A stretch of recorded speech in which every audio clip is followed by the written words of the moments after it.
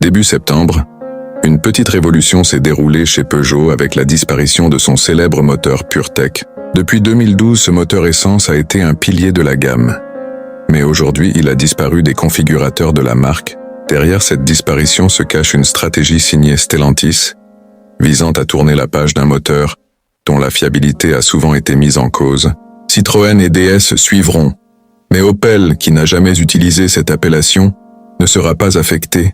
Cependant, ce changement cosmétique ne résoudra pas les problèmes fondamentaux liés à ces moteurs. À son lancement en 2012, le 3 cylindres Turbo 1.2 PureTech de Peugeot a suivi la tendance du downsizing, réduisant la cylindrée et le nombre de cylindres, tout en utilisant la suralimentation pour compenser la perte de puissance. L'objectif principal était de réduire les émissions de CO2 pendant les phases d'homologation, abaissant ainsi les malus écologiques.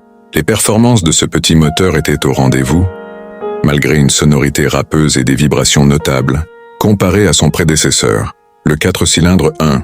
Fort de ses atouts, le PureTech a été décliné sous diverses configurations dans les modèles Peugeot et Citroën, de 70 cc et en version atmosphérique à 155 cc avec turbocompresseur, les versions les plus courantes étant celles de 110 et 135 cc.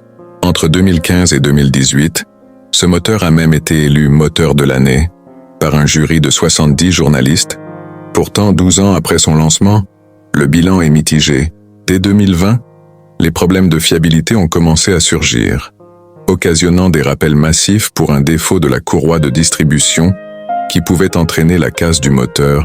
De plus, une surconsommation d'huile a été signalée, renforçant l'image d'un moteur mal conçu. Face à ces soucis, Stellantis a tenté de réagir en 2023 en remplaçant la courroie de distribution par une chaîne dans le 1.2 turbo, tout en abandonnant l'appellation PureTech. Cependant, la réputation du moteur reste ternie.